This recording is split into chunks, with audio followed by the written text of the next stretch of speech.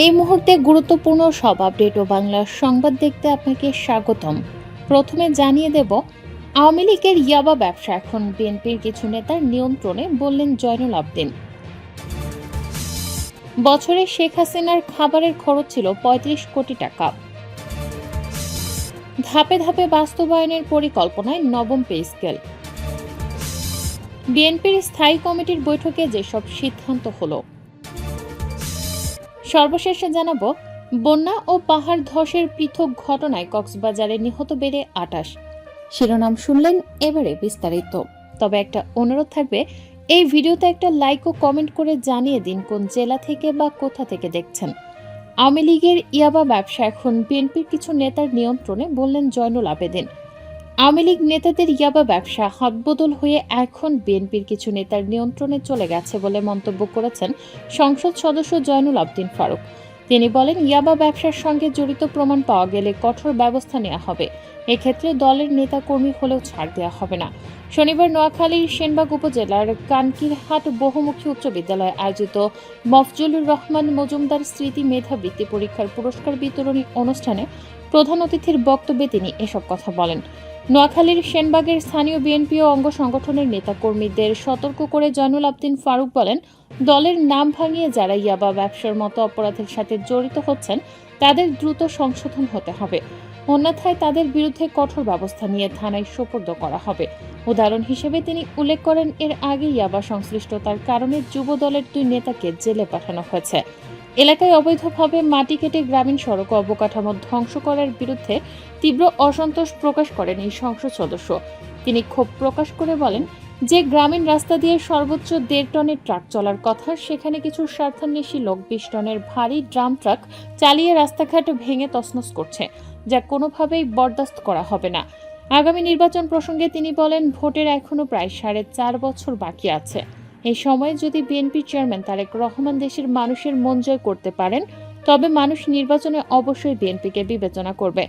BNP কোনো অবস্থাতে আওয়ামী লীগের মতো জোর করে বা ভোট কেন্দ্র দখল করে ক্ষমতায় যাওয়ার রাজনীতি করে না বলে জানান তিনি। বছরে শেখ হাসিনার খাবারের খরচ ছিল ৩৫ কোটি টাকা। বর্তমান প্রধানমন্ত্রীর খরচের সঙ্গে সাবেক প্রধানমন্ত্রীর খরচের তুলনা করেন অর্থমন্ত্রী আমির খসরু মাহমুদ চৌধুরী। তিনি বললেন, এটি শুধু মুজিব বর্ষের খরচ, এর বাইরে সাবেক প্রধানমন্ত্রীর ১ বছরের খাওয়া দাওয়ার পেছনে ৩৫ কোটি টাকা খরচ হয়েছে।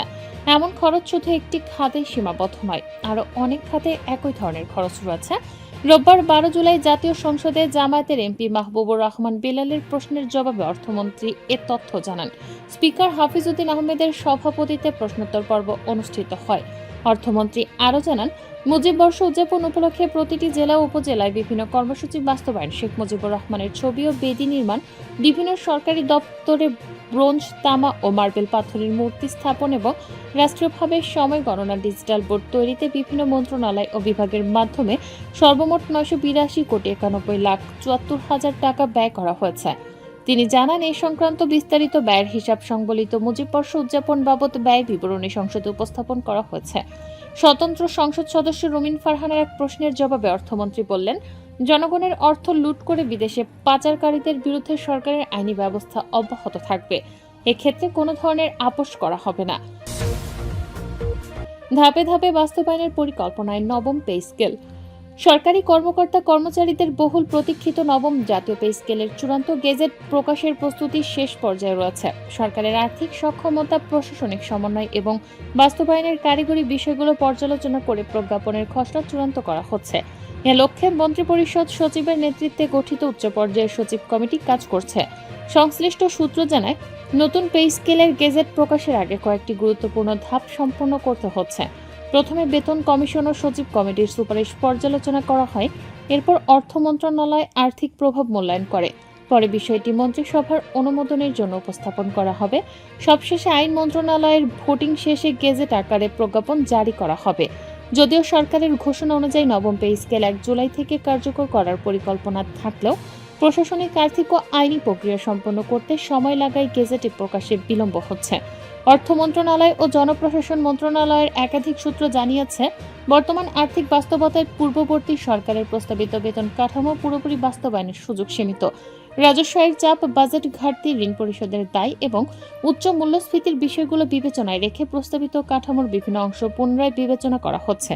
এ কারণে বিভিন্ন গ্রেডের মূল বেতন, বাড়ি ভাড়া, চিকিৎসা, যাতায়াত সহ বিভিন্ন ভাতা ও সুযোগ সুবিধার কাঠামো নিয়ে আলোচনা চলছে। তবে সরকারের নীতিগত অবস্থান হলো, চূড়ান্ত প্রজ্ঞাপন জারি হলে পে স্কেল 1 জুলাই থেকেই কার্যকর হিসেবে গণ্য হবে এবং ওই তারিখ থেকে বেতন, ভাতা ও অন্যান্য আর্থিক সুবিধার সমন্বয় করা হবে।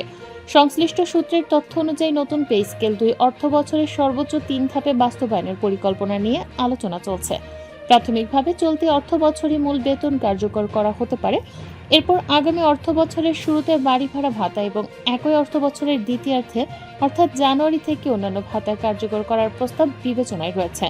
এদিকে সচিব কমিটির আলোচনায় গ্রেড 11 থেকে 20-এর কর্মচারীদের মূল বেতন ও ভাতা তুলনামূলক বেশি হারে এবং গ্রেড 1 থেকে 10-এর কর্মকর্তাদের অপেক্ষাকৃত কম হারে বৃদ্ধির সুপারিশও গুরুত্ব পাচ্ছে।